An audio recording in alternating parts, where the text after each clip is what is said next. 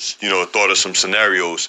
For example, you got like the brother said, this is gonna be a thing where you will have to submit, all right, because this is the devil we're speaking about, all right? What the Lord ultimately is gonna do is try us, all right? He's gonna try everybody on this earth, all right? He's gonna try the whole entire earth, you know? And with the devil, Satan, spiritual demon Satan, what the Lord is gonna do is see if you're loyal to him or if you're loyal to Satan. All right, if you're loyal to the Most High, Yahweh Ba'Shem Yahushai, or if you're loyal to the spiritual demon Satan. All right, so it will be a thing of having to choose, because that's what it's gonna boil down to. Where does your faith lie? Does your faith lie in Yahweh Ba'Shem Yahushai, or does your faith lie in carnality? All right, does your faith lie in saving yourself? All right, shalom, shalom. First and foremost, I want to give all praise, honor, and glory to Yahweh, Bahashem, Yahweh Shai, Bahashem, Rachakodash. Double honors to our apostles and elders of Great Millstone. Peace and blessing and many salutation to you elect across the four winds of this earth, pushing this word in sincerity and in truth. Shalom to you believers that are out there that also believe in the words of our testimony, which consists of you men, you women, and you children that believe. I'm the brother Sha'ar from the Great Millstone Dallas camp, coming at you all in a lesson through the Spirit. Lord's willing is edifying. What you just heard, all right, was a clip of the priest Amawan Kabar, and he was doing a response to GMS Austere Men's lesson in regards to, all right, as you see the title, or as the title is, what if they hold you down by force and stick the chip up in your arm? Okay, and he was doing a response. Now I didn't watch GMS Austere Men's lesson yet. The Lord's will, I do that later on this day. But I just finished up the priest Amawan Kabar's lesson, touching up on this subject. And it's really the spirit, man, because what he was going into was pretty much, are you going to submit yourself to the Most High if that is presented to you, or are you going to be compromised by Satan and give in and just give up? Okay. And one thing to just think about and understand, whatever your trial period is, all right, because this place is all a big test period, a big trial period for us anyway. And if we're of the elect, we're not going to submit to Satan, all right, but we're going to be taken care of, all right. But when you go just into the point that he had brought out going into this, overall, just what I received out of it is, you're either going to worship the Most High or going to worship Satan. Okay? You're going to give in and take the chip. You're going to give in and give in to Satan, whatever the situation is, or you're going to give in to the Most High.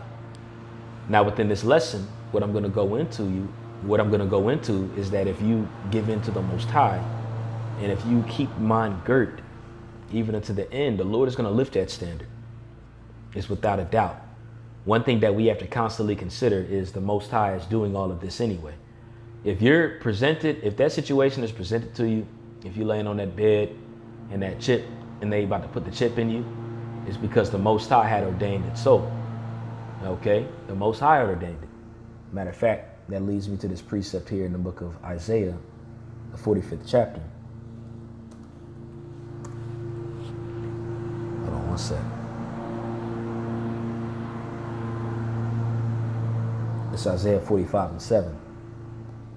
And it says, I form the light and create darkness. I make peace and create evil. I, the Lord, do all these things. So the mark of the beast is an evil act. All right. Esau is an evil nigga. Excuse my language. Okay. And everything that's happening on the earth is evil. Okay. So if you're presented to being possibly taken on a bed and them forcing a chip in you or whatever the case happens to you, it's all set up by the Most High. He creates the evil. Okay? He creates the evil, and we're approaching a time of bitterness and a time of evil. All right? Now, our job, being servants, is to completely be submitted to the Most High, whatever the situation is that happened. Because all of us are going to have our hour of temptation. And he was going into that as well. All of us are going to have our hour of temptation. But if you persevere through that, All right. The Lord isn't going to allow any of that evil to touch you because he's in control of it all at the end of the day. All right. Again, if you're laid on the bed and they're about to put a chip in you, he's in control of that. He had it happen. All right. But when you pray unto the Most High and you're sincere and diligent and you a servant and you believe you a servant, then you're going to be taken care of, man. And that's another thing, too, before I read this precept in Revelation. But you got to believe that you a servant. All right. You got to believe that you a servant of the Most High. It's written of in Psalms 116 and 16. I believe that's where it is. But when you read that, that's declaration being made that I believe it was a Psalm of David. But, you know, I'm just going to quote it. It says, I am thy servant. Matter of fact, I'll just read it. You got to believe that you a servant, man. You got to believe that you have been doing necessarily enough for the Lord to lift that standard and save you out of that situation. All right. And all that goes back to expectation, because when you have good standings with the Lord and you believe you're his servant, all right, you expect the Lord to do something to save you because he's over all of it. And you've been performing the duties that you need to. Obviously, we can only go so far. All right. But somebody got to play the role of a servant. All right. And if you've been showing the fruits of the Spirit and been doing that, all right, best believe you can expect the Lord to save you however it is. All right. You got to expect the Lord to save you. OK, Psalms 116 and 15 says, precious in the sight of the Lord is the death of his saints. OK, now we die daily. Don't forget that neither. In this flesh, we die all the day long. We experience mourning. We experience affliction, tribulation. All right. So that's precious in the eyes of the Lord. All right. So even more, why not being put in a dangerous situation would not be precious in the eyes of the Lord? OK, now verse 16 says, O Lord, truly I am thy servant. I am thy servant and the son of thine handmaid. Thou hast loosed my bonds. All right. So the Lord is going to loose you from whatever tribulation that is, if you believe. What you're doing right now is already precious in the eyes of the Lord. OK, if you keep your integrity into the very end, how much more honorable will that be? All right. And when you do that, the Lord is going to preserve you and keep you out of whatever it is. And the Lord is going to do it. And his name is going to be magnified in a very high manner. All it's done is to magnify his name. All right. This is Revelation, the 3rd chapter. And Amawan Gabar, he brought this precept out as well. This is the book of Revelation, chapter 3, verse 10. Because thou hast kept the word of my patience, I also will keep thee from the hour of temptation. All right. And how is the Lord going to keep you from the hour of temptation? Because I mentioned earlier, the Lord is going to lift that standard up. If you a servant, the Lord is going to lift the standard up. OK, and he's going to keep you. Now, when you go into this word keep here in the Greek, I believe the word is tereo. Let's see here. Yeah, that word is tereo. Strong's G 5083. Tereo. Tereo. Yep, tereo. All right. And when you go into this word tereo in the Greek, or keep, again, this goes back to the word keep. I will keep you from the hour of temptation. It says to attend to carefully, or to take care of, or to guard. So the Most High is going to guard you. Whatever he put, if he puts the Spirit on you to perform spiritual power and burst out of that those strengths, those bands. All right. Hey, I read earlier in Psalms 116, he says the Lord has loosed his bonds. So it's very possible that if you are in that situation, you're going to burst out of that, or the Lord can have your skin solidified to the point where they put that needle in you and it breaks. All right. And you keep it to the end, whatever it is, man. You keep that faith all the way into the end. And the Lord got you. He going to keep you. He said he does not make void his promise. OK, the Lord is not a man that he should lie. This is part of our oath, by the way. The oath that was given unto our fathers, Abraham, Isaac, and Jacob. OK, part of that oath is that our enemies are going to be casted down before us. It says, cursed be that curseth thee. I believe that's in Genesis 12. OK, The Lord is going to smash our enemies. Okay? And one way that he's going to keep you from the hour of temptation is by preserving you by way of his angels. Okay? When you continue in Revelation 3, it says, which shall come upon all the world to try them that dwell upon the earth. All right, so the Lord's going to keep you from this. He's going to aid you and guard you. And one way that he's going to guard you is by sending his angel down to intervene and make something happen. All right. Whether the Lord puts the spirit on it be 10,000 being put to flight by you. All right. Or by sending hailstones or fireballs to come from the sky, or you using spiritual power and just allowing fire to come down from heaven and consume them. All right. Or them just melting. Whatever the case is, man. I mean, the opportunities are endless. This is the Most High we're talking about. But your bonds are going to be loose when you trust all the way to the end. Okay. And his angels are going to come down and protect you. And that's without a doubt. This is the book of Psalms, chapter 91, verse 11. I'm going to start at verse 10, actually.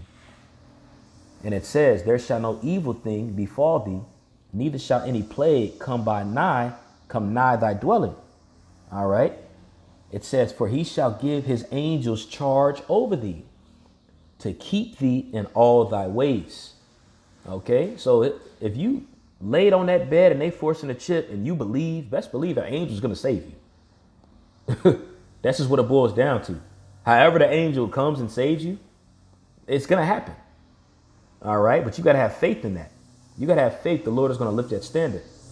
That word keep here in Psalms chapter 91 is shamar. Now in the Greek it's tereo, which means to guard or to watch carefully, okay, or to protect. When you go into it here in the Hebrew, which is shamar, it says to keep, to guard, to observe, to give heed, okay, to retain, to preserve, to protect, to reserve. All right. It says to be at one's guard. Okay, that's one thing too. Remember, the angels are always surrounded by you, always 24/7. Okay, 24/7. But they can only, when I say they can only go so far, they're going to make a move when the Lord commands them to make a move.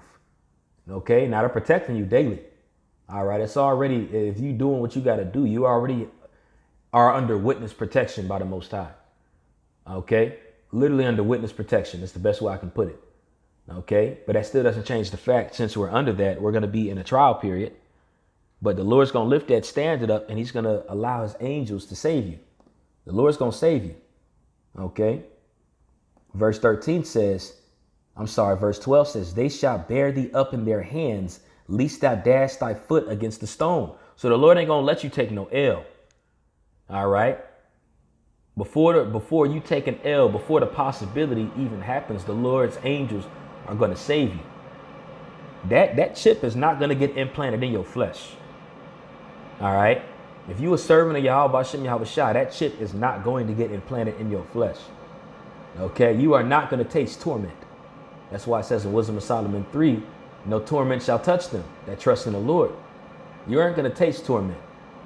You even have the example of the faithful martyr Antipas that's written of in Revelation 2 or 3, going into how he kept the word in the faith all the way into the end, and he was a faithful martyr.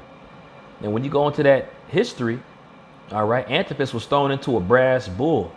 A brass bull was a torture device in the ancient world, all right, that they would place a person inside of this hollow brass bull and light a fire under it, and the person inside would get cooked. All right, that's how Antipas died.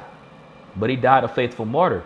And when you go into the history of it, he died praising the Lord and praying for the church. And when his body was taken out of there, he wasn't burned. He died a peaceful death. Okay. And these are the things that we have to expect from the Most High. Wherever your expectation lies, all right, wherever it lies, you have to believe that the Most High is going to preserve you and keep you, because you are under witness protection. All right. He has his guard of angels surrounded by you, and they're not going to allow you to take an L. That's just the truth of the matter. But you're going to have to resist Satan first. All right. However Satan presents it to you, you have to resist it. And once you resist it, the Lord is going to help you. The Lord is going to send his angels down to aid and minister unto you. All right. When you endure that temptation. And that leads me to go to this here in Matthew, the 4th chapter. And I'm going to start from the top. And this is, and what more example can we bring out than our Lord and Savior, Yahushua? This is Matthew 4:1. Then was Yahushua led up of the Spirit into the wilderness to be tempted of the devil. All right, and really pay attention to how that's worded. Because Yahushua was led to the wilderness to fast for 40 days by the Spirit. It was the Spirit that led Yahushua to go through this and be tempted, right? So if the Spirit led Yahushua's temptation period, I made the statement earlier, the Lord controls everything. And if you placed on that bed and strapped down, it's the Spirit. All right. If you surrounded by 100 Edomites and they got guns pointed at you and they telling you to bow down and submit yourself unto the system or whatever, the Spirit allowed it. Okay. Whatever situation happens, because the Lord is vast and he's omnipotent, but whatever the situation that happens to you to test your faith, the Spirit leads that. The Spirit leads you to that. Okay? Your job is to keep the word until the end. Now, obviously, the elect are going to do it, but I don't know if I'm the elect. You don't know if you're the elect. We don't know if we're the elect. So all we can do is do our best and keep his word. The Lord's willing, the Spirit is on us to keep it until the end. I say that with myself, and I'm pretty sure y'all feel the same way. This is Matthew 4:2. And when he had fasted 40 days and 40 nights, he was afterward and hungry. And by the way, going into the Spirit again, hey, you read it in John, it says the Spirit listeth. All right. And when you go into listed, that means the Spirit does whatever it wants to do. Okay. So whatever situation happens to you, it's the Spirit. Okay. You can't put jurisdictions and boundaries over the Spirit. All right. And don't overthink the Spirit neither. Okay. Because Satan will try to have it in your mind. If you on that bed, oh, I'm not a man of the Lord. Man, forget that. Forget that. The only time you ain't a man of the Lord is if that chip is, I'm talking about if you're an Israelite and you believe that, by the way. Okay. But that's if that chip is inside of your arm or your forehead. And your hand to your forehead, man. All right. Just wanted to bring that point out. This is Matthew 4:3. It says, and when the tempter came to him, he said, if thou be the Son of the Most High, command that these stones be made bread. All right. So Satan came to him and commanded and told him, hey, man, you the Son of the Most High, turn these stones into bread. Okay. And it was really mocking him too. All right. Hey, these people are just like they mock Yahushua. They're going to try to mock you too. Remember when he was on the cross, if thou are the Son of God, you could easily take yourself off the cross. You know, best believe they're going to mock you too, because these people that try to take us and do things to us know who we are. They know who we are. Okay. Verse 4 says, but he answered and said, it is written, man shall not live off bread alone. Yahushua was quick with the rebuttal, but by every word that proceedeth out of the mouth of the Most High. All right. And he went to Deuteronomy 8. All right. Because that's when we were all tempted in the wilderness. Okay. And this is our temptation process in this crazy ass, wild ass, wicked captivity. Verse 5 says, then the devil taketh him up into the holy city and setteth him on a pinnacle of the temple. So now Yahushua was taken on the high part of the temple, right? Okay. And check out what it says. And saith unto him, if thou be the Son of God, cast thyself down, for it is written, he shall give his angels charge concerning thee, and in their hands they shall bear thee up, lest at any time thou dash thy foot against the stone. And that was what was just read in Psalms chapter 91. All right. So Satan tried to tell Yahushua, go ahead, jump off. Take a leap of faith. If you, the Son of the Most High, the angels are going to take you anyway. You're going to be protected, right? Now, that right there was a beautiful scripture that was brought out, but it was brought out in a very deceiving and cunning fashion. All right. And if your mind ain't set toward the Lord, if you simple with it, oh, okay, I'm going to jump off. But Yahushua was sharp, man. Yahushua was sharp. When you continue to read this here in verse 7, Yahushua said unto him, it is written, thou shalt not tempt the Lord thy God. Okay. Could that be tempting the Lord? Jumping off of there, man. All right.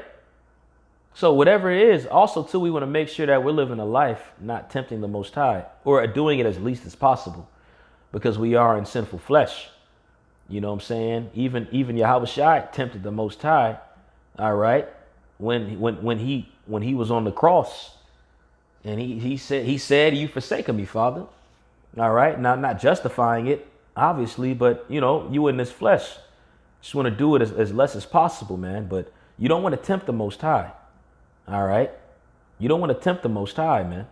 But if you're living a life where you're doing it less and you're offending less, you can expect more from the Most High, man.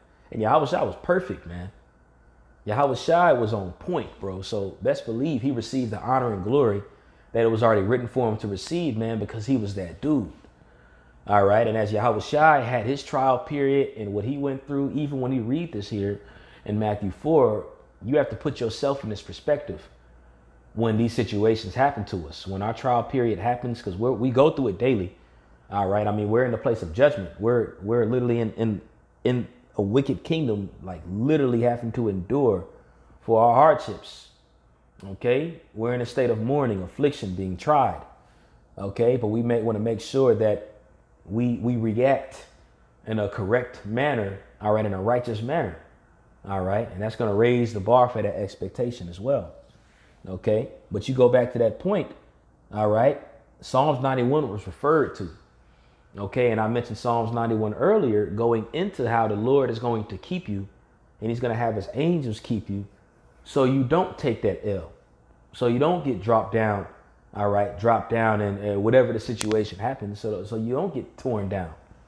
Okay, now when you continue to read this here in Matthew 4, it's a very beautiful scenario, all right, because when you continue in verse 8, it says, "Again, the devil taketh them up into an exceeding high mountain, and showeth him all the kingdoms of the world and the glory in them. And said unto him, All these things will I give thee, if thou would fall down and worship me." Now, when you listen to the video that Amon Gabar did, he brought up the point going into, if you take that chip, all right, if you're submitting yourself to Satan and you're bowing down and worshiping Satan, all right, and he even brought up the example of Meshach, Shadrach, and Abednego, all right, Hananiah, Mishael, and Azariah, their names in the Hebrew. But when you go into that, they had to endure all the way until the end because they were presented to worship the Most High or worship Nebuchadnezzar. All right. And everybody had to bow down, all right, unto that idol that was erected of Nebuchadnezzar. And they still do that in the Middle East. There's times, I learned this from the priest call, there's times throughout the day that they play this music and you have to stop what you're doing, stop your car, whatever it is, and get out the car and bow down. And if you don't, it's a very severe penalty. All right. But going back to that, those three men didn't bow down and they were presented in front of death. They were presented to either bow down or get thrown into that fire. All right. And they were thrown into the fire and they were still delivered. Going back to that example that young woman or that woman had asked on that question in the comment board, about being placed in that bed, being strapped down.